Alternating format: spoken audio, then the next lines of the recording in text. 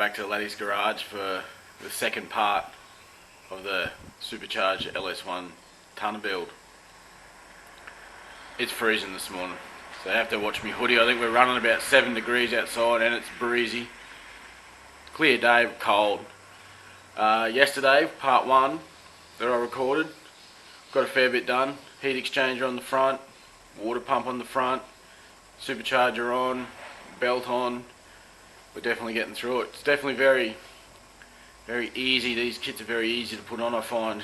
I definitely recommend someone that maybe doesn't want to dive into a full turbo kit, one of these top mount superchargers.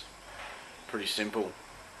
And it should make good power. We are going to run on the 85. I'm not sure if I mentioned that in the last video, but these top mount superchargers generate a fair bit of heat, so running it on the 85 will definitely help it make some more power by reducing those air intake temps by the evaporative cooling of the 85 as it sprays into the cylinder.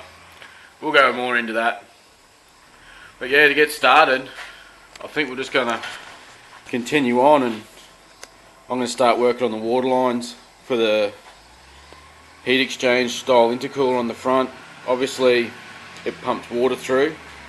There's just a rubbish truck coming, so I'll come back. Exchange in the front, and the water pump over the side here, and it pumps the water up through like a mini radiator, you could say, that sits underneath this supercharger. Now the supercharger blows the air down through that radiator, and that radiator helps to dissipate the heat out of the charge air and transfers that heat into the water, then passes it back out, back down, and through the cooler on the front, which the air flowing through the front of the car or the fan pulls through to cool down the water. Then it does it again. Definitely helps drop intake air temps. You would never run a supercharger like this without that sort of a setup, because generally these superchargers do heat the air up quite a bit. So last episode, obviously we installed all this. You can go back and have a look at that. Go back to my homepage playlist, you'll see the LS1 Supercharged Tonner build on the playlist. You can have a look at episode 1 where we did that if you're new here for this episode. So yeah, it's pretty simple. I've already got the water lines up here. So, and then there's the other water line. Just have to cut that back, hook it on there, clamp it on, and then there's a filler next somewhere. I don't even know where it is. Oh, here it is. Little remote filler. We want to try and get that pretty high in here so we can fill that cooling system. So I'll trim up a couple of hoses, a few clamps.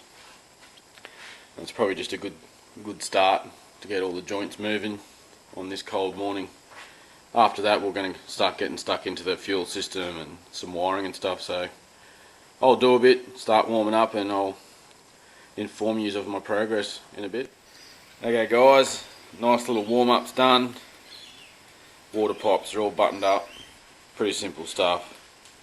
Make all the clamps line up the same so it looks tidy. So that's all done. Oh, and Jamie decided to join us. He was a bit late this morning. You know, cold mornings, he's sleeping in.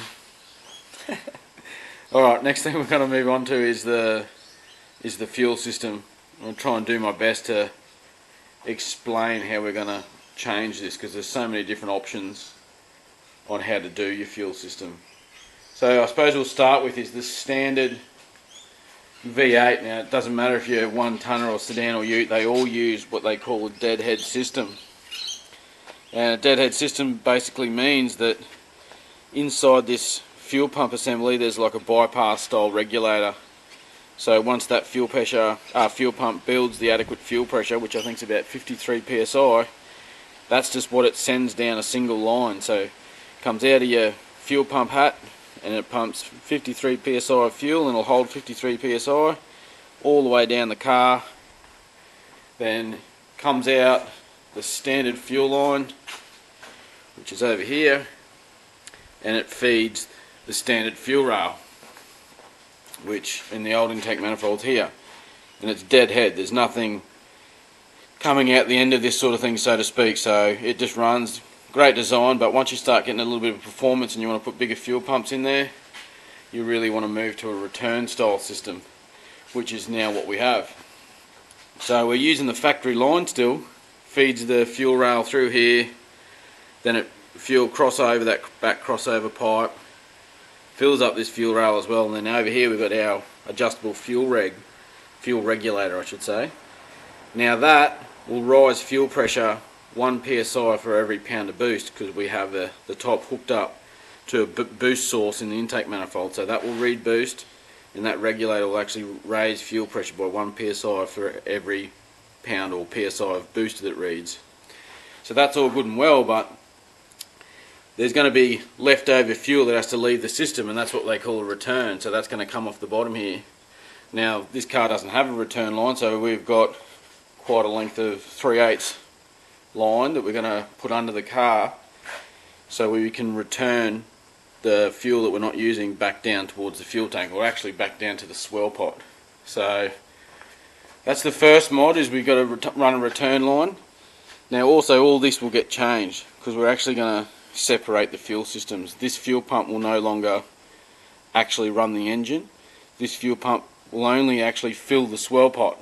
So we'll sort it out so that in-tank pump will actually only fill this swell pot assembly. So you can see, I think we're going to get it to fill in here. It's going to fill this whole tank up, that standard pump, and then once this whole swell pot's full, it'll actually return here, come out of here once it's full, and the leftovers will go back into the fuel tank. Now with the standard fuel tank not being a return style, it doesn't have allocation for a return. There's no return in the tank or anything like that.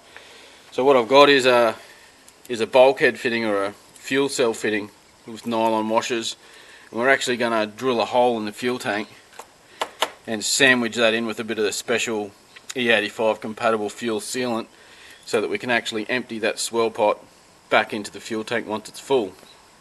So put simply, this fuel pump, all it will be doing is filling the swell pot, which is mounted over here.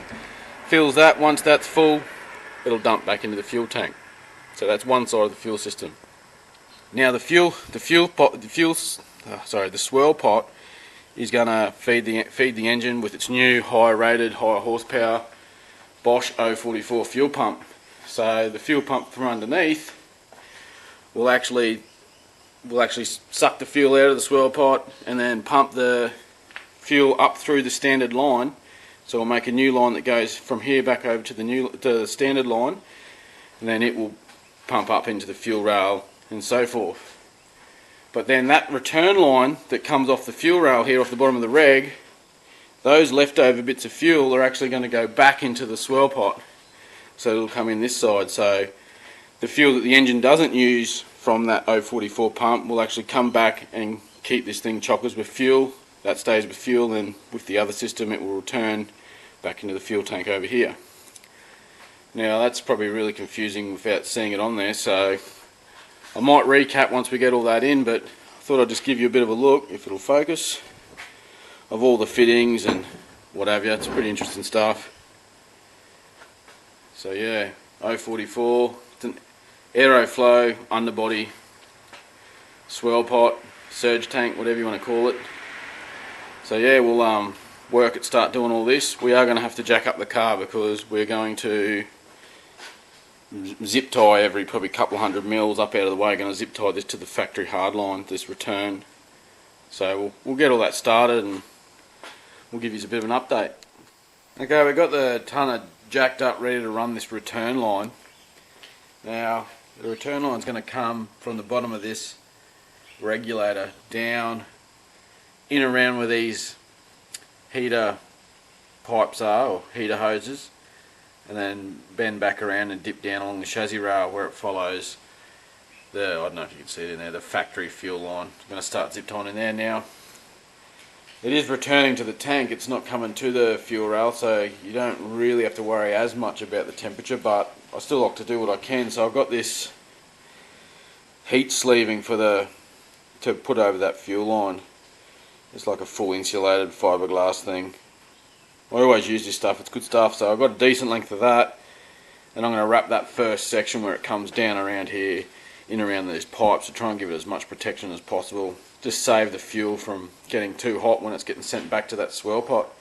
So yeah, we'll slide this on and start running that return line, and I'll show you what it looks like from under the car once we get going.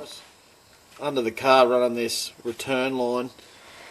This is the right hand extractor that you can see, if it'll focus. There we go.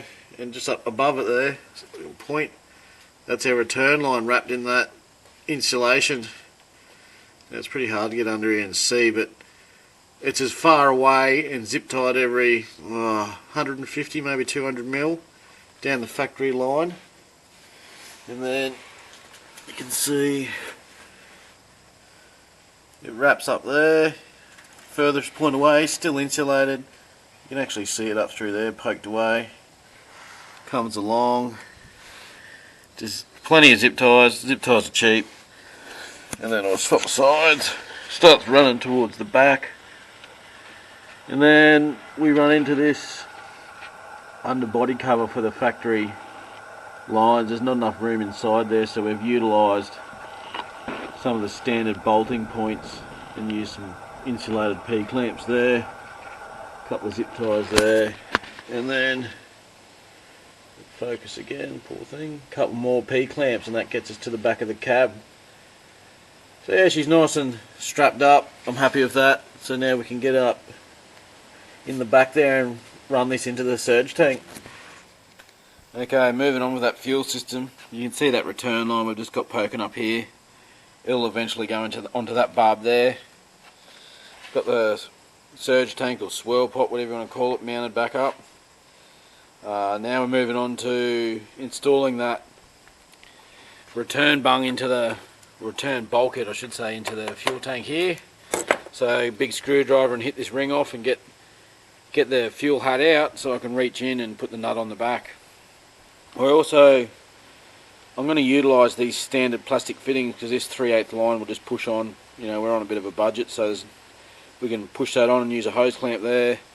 And same as there, it was just a matter of getting my Stanley knife and just giving the end of the hose a little bit of a slit, and the standard line will just come straight off. So yeah, that's a bit of an update. I'll get that out and we'll catch back up when I've got the bulkhead in and running a few more lines. Okay, the return bulkhead fitting is in. I did drill a hole there and then I seal it up with a bit of that Permatex fuel resistant gasket maker. Now I know this stuff's E85 compatible already because I've used it on my tonner build. So yeah, it was a little bit nerve-wracking, the thought of dropping the washer and the nut inside there, sticking my arm in, but we got it in, no worries, tightened it up all good. So now I can put the fuel bucket or basket, whatever you want to call it, back in there. We can finish plumbing all this up. That fuel system's now done. You can see here where the factory fuel pump feeds the surge tank, fills up the surge tank. Then the 044 pump under the bottom there, pumps out of there, comes across to the factory line. That goes to the front and feeds the fuel rail on the left hand side there, comes around to the, I'll even show you, comes around to the fuel reg. So it feeds in there, fills it all up, comes around here, fuel reg regulates the fuel pressure and then sends what it doesn't need back down the return that we put in.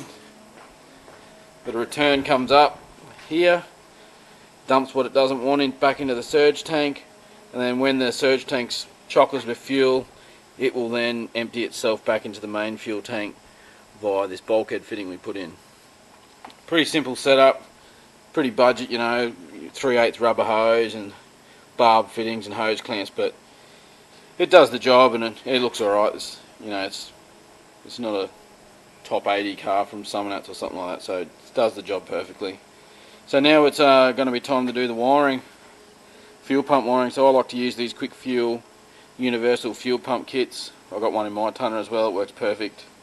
Nice heavy duty relay. So what we'll do is have to run a full new power cable, nice heavy duty one, from the battery down the side of the door panel up to the back here, out through the factory grommet, mount the relay in the back here, and then to trigger the relay or to turn the relay on using them at constant power, we're actually going to use the factory power wire to the factory fuel pump and tap into that, and that's what will turn our fuel relay on, and it will I'll then ignite this fuel pump and that fuel pump off that relay. So that'll be the fuel pump wiring, and then we've also, after that, we'll get stuck into doing the little bit of wiring to get the fan on the heat exchange and the water pump done too. So give me a chance to get a bit done. I'll throw a relay in, do a bit of wiring. It's pretty time consuming, and I'll give you an update once I get a bit more done. The wiring is just about wrapped up. You can see where I mounted the relay and the earth, ground back for a good earth. You've got the main purple wire and a good earth that goes down to the fuel pump, and then the new red, real heavy duty red cable goes through the grommet and the back firewall. It heads forward towards the battery. We'll get to that. The little grey one that comes out of the relay, that's an earth for the relay, and then the yellow is the remote for the relay, so it's what turns the relay on. Now what I've done with that is I've just piggybacked into the factory power wire. Now this wire here doesn't draw a lot of current. All it does is turn the relay on, so it's not going to take away from the factory pump much at all. So all I did was grab my Stanley knife and just gently cut away the sleeving around the wire to expose the copper. Then I just soldered wrapped the yellow wire around it and soldered it in. Now I'm just going to wrap it up in electrical tape, nice and secure, zip tie it up, tidy it up, and we'll start working on the wiring forwards. But yeah, it looks pretty good. Probably spent more time wiring than I did putting the damn blower on. So yeah, it looks good. This is all soldered up and taped up and completely finished there now. It's yeah, all looking good. All the hoses are done. We've run the main wire up through the bottom of the cab, through the kick panel. We actually went up through factory grommet in behind here. You can see the zip ties from where our power cable comes through. Then inside, which you can't see, it comes through the back, and then underneath this plastic tray in behind that kick panel. And then also in underneath here I've got the wiring, and here's a little switch if you can see it. That's for the fans. It all works. And then those wires come up and they pass through the top of that grommet there. Let's put a little hole through there, and they wrap around under here. You can just see them behind the fuse box here. Then you got your couple of fusible links or slide fuse holders there. So the wiring's done. We obviously just tested the fans, and Jamie's want to hit them fans again on that switch. That makes the water pump and the fans come on. So they're all working good. There is 2 wires under here, Jamie, that I need to tape up. I've just seen them stray. They look terrible. We'll fix them up. And then also, doesn't like focusing when I move, eh? You want to hit that key? We'll show them how this fuel pump just goes off the key. So it'll only stay on for a second to purge because we're not starting it. Yeah, so fuel pump, everything's working. I've checked the pump inside here. It's going too, so that's all looking good. Now we've got to set our fuel pressure. Get some fuel pressure up, set our fuel regulator. I have noticed that it's a SARD brand, so that must be Japanese because it's actually metric. So it's in, what is it? Kilograms, centimeters, which is strange to me. Every time I use a fuel pressure reg, it's PSI. So anyway, I'll get on Google and I'll sort out that conversion and get that set. And I think we're nearly ready to try and start it. I might get the tripod out and set the tripod up after I've set up that fuel reg, and we'll start this thing up. Righto, one more job before we get this thing started up is we're going to change out the plugs. Now we've got these BR7 EFs, one range colder. Obviously we're running boost, so we need to run a colder plug in there. And I've gapped the end gap down to about 26 thousandths. It's probably only going to make 8 pounds of boost, so 26 is pretty right for that. You can take them down to like 20 thou if you're running more and more boost, so you don't blow the spark out, but with our boost level I think 26 will be fine. So we'll quickly change them over, and the next clip will definitely be a starter. Tripod ready for this first start. Now it's still only running the same tune just before the aspirated tune. It has got different injectors in it. It's got the Siemens Deka 80s in it, so you know, pretty sure it'll still start. I remember my tonner still started on the standard tune, so I can't see why this wouldn't. It's stone cold, so yeah, it's definitely its first start. We're just going to be checking for leaks, having a bit of a listen, make sure everything's turning alright, make sure that belt's riding alright. So yeah, let's give it a hit, Jamie. See what it's got.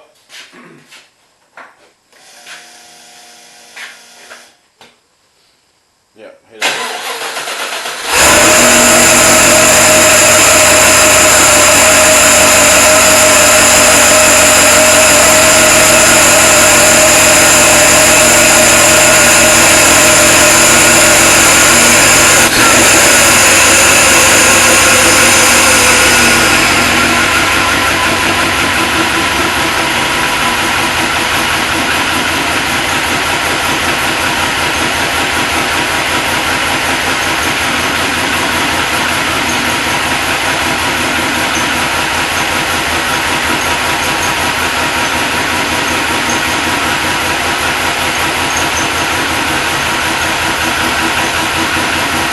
Seems good. Let it run. It seems pretty good. Right, after checking everything, that little first start seems to be going good, so I'll start it again and we'll give you a bit of a walk around and let you have a sound, listen to it, sound of the tailpipes. Right, I'll give it a start up.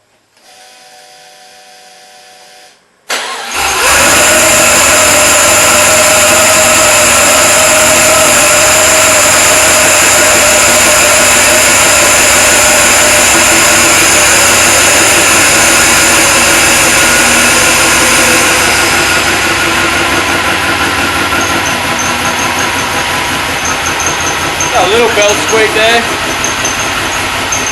We'll have to look at that.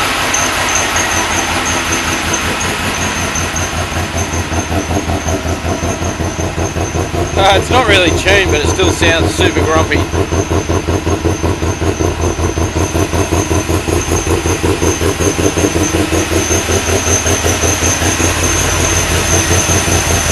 Everything seems to be running good. No leaks.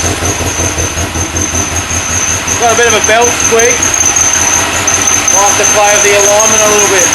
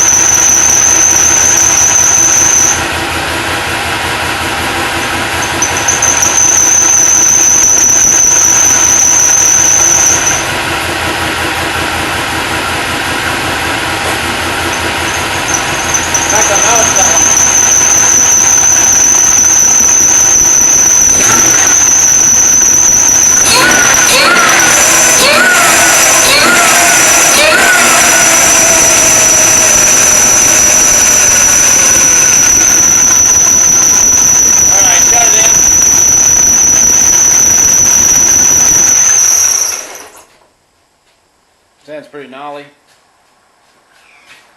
Definitely squealing on this belt here. You can see I put that WD-40 just in front of that belt and it instantly stopped the squeak. So I might take the belt back off and just check this idler pulley, make sure the bearing's all good. There's no resistance there. But yeah, good first startup. I think what we can do now is definitely put the front bumper bar back on there. That's all pretty good, and we'll get the hose out and start filling this up. Alrighty, time for an update. Bumpers back on, trays back on. We've actually been out tuning. We had to sort out a few problems. In that last little clip you could hear that belt squealing like crazy. and this top pulley was actually on back to front. Jamie had this blower in at the shop getting some pulleys and belts replaced before we installed it, and they must have accidentally put that on back to front. No big deal. Undo the nut, pull it off, flip it 180, put it back on. And then it fixed all of our belt alignment problems, all the squealing. The standard bolts here are a little bit too long, so we just had to put a couple of washers behind it. Before the first time we had that set up, we had this idler pulley shimmed out a bit trying to make it line up, but all those problems are fixed, which are awesome. You can see we've got that OTR fiberglass thing on there, and it looks pretty looks a treat, I reckon. Another problem with that big throttle body is we had problems with the corner of it here rubbing on the bonnet. It was actually rubbing where this little indent is here, so we took all the insulation off the underside of the bonnet and just put some polish on there and got some marks, and we knew that we had to take this corner off the throttle body, so that clears now, which is good. And then also the top of the OTR here was rubbing as well, so we actually had to take this section out of the bonnet here. So that was another little hiccup, but it's all clear now. Threw a bit of black paint up there. Everything's actually going really well, been driving it. I have the tuning set up on it for the HP tuners. This wire under here actually goes to one of the factory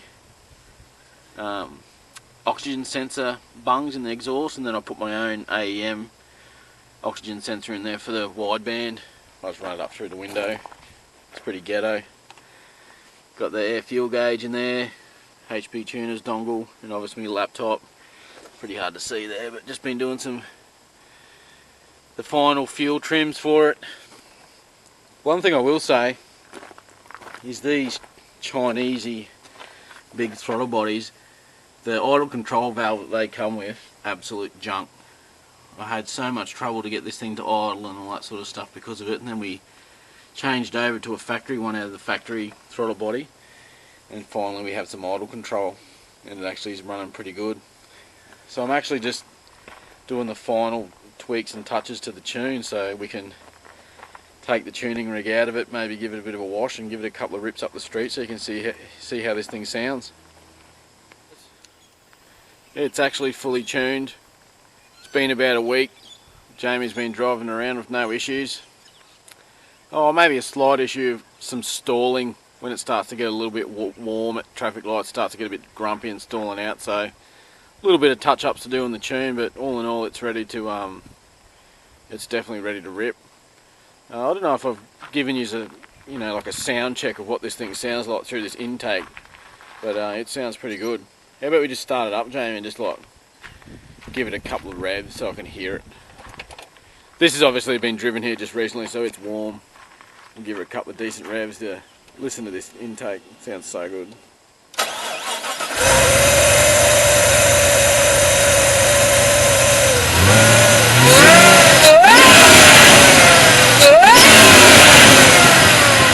Let me hear the exhaust on that. It's definitely an angry monster.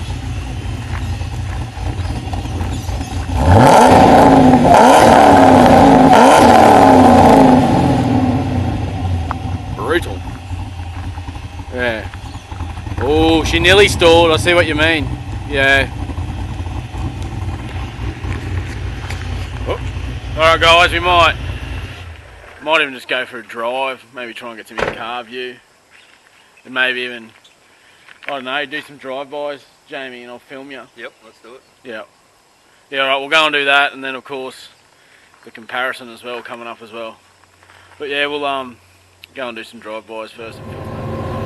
Righto, we're out driving Jamie's ute, coming up to a little bit of a range. The sun's probably not real good, but just to hear this thing sounds pretty good. The blower starts whining.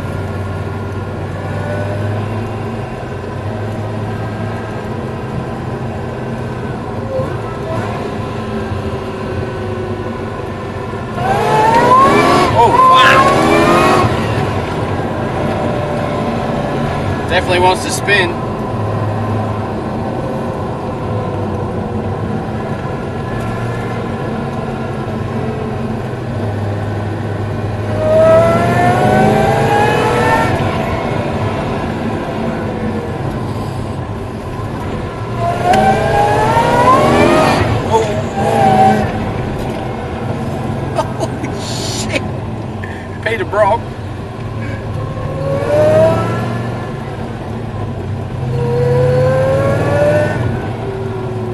This makes good low down torque, like just from any throttle position just starts pulling in power. It's pretty good.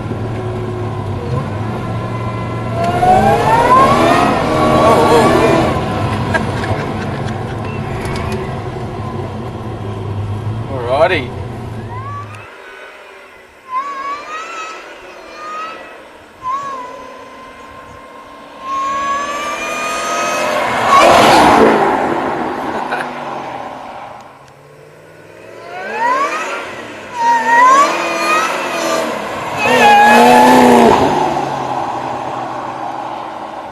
Alright, let's give it a hit, in-car view.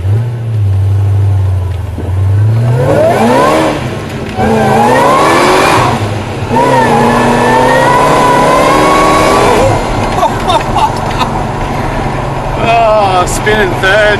I'm a shocking passenger driver though, like shocking passenger, eh?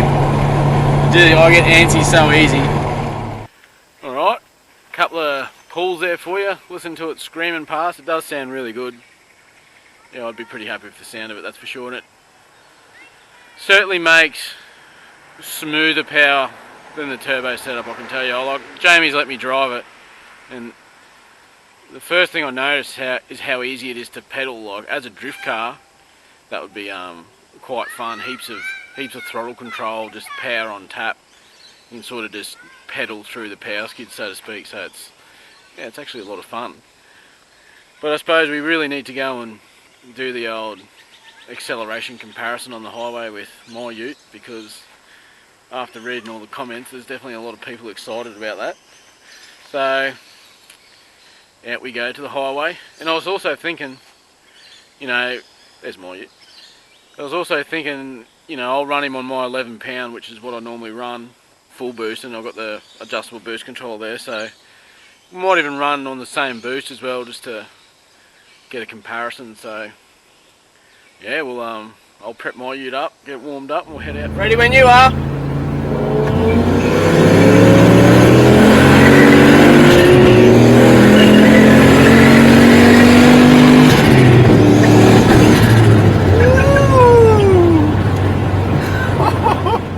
That run still dusted him up. We're on 11 pounds, so I don't know if that's probably a bit too much of an unfair advantage, having that extra, you know, 3 psi of boost. So what I'm going to do is, I have my boost controller here set, and my second setting I have set on 7.5 pound, and I'll prove it to you. So I'll go P2 7.5. So that's how much boost she's running now. We're going to run it up again, go for another run, so we'll be on pretty similar boost. Jamie's ute, when I was tuning it, was 165 kPa on the HP tuner, so that equates to about 8 pounds of boost. So we'll be running a similar boost now, just so we can, I don't know, try and make it a bit more even, and yeah, get some more decent footage for you. So yeah, we'll head out to the highway and have another run. Righto mate, whenever you're ready, give it a hit. Yep.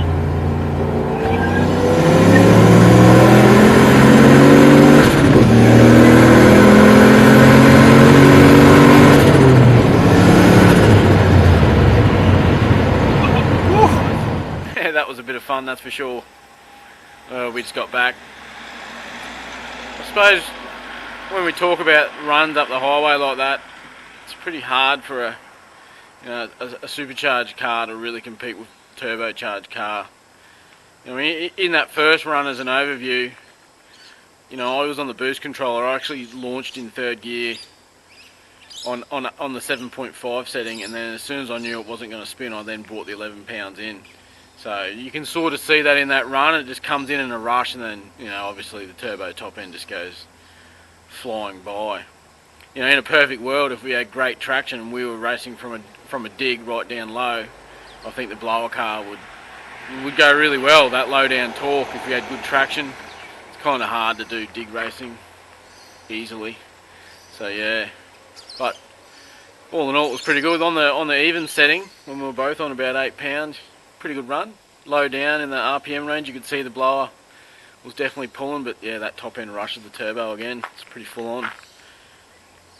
Bloody all in all, it's pretty good, pretty fun. Nothing like a bit of friendly battling on the highway. It's what we all live for. It's great. I'd like to thank Jamie for letting me do the work on his ute and be able to make these videos for you. You know, and I'm not going to be able to afford just to constantly build cars, so it's good to have someone that's willing to let me do the work and let me film it. So we're pretty lucky that Jamie let me do that. I'm actually going to teach Jamie how to set up a YouTube account so he can actually comment on some of these videos, because at the moment he doesn't even know how to comment, so that's pretty funny. So yeah, thanks Jamie. Thank you. And yeah, if you liked the video, thumbs up, subscribe if you want to see more, and yeah, the little bell notification tells you on my next video. Speaking of the next video, we're going to be working on the SS, get that going. Probably going to have a weekend off or something, go riding with the kids. But yeah, it's been fun. I think that's about it. So yeah, we'll finish it up there and we'll see you on the next one.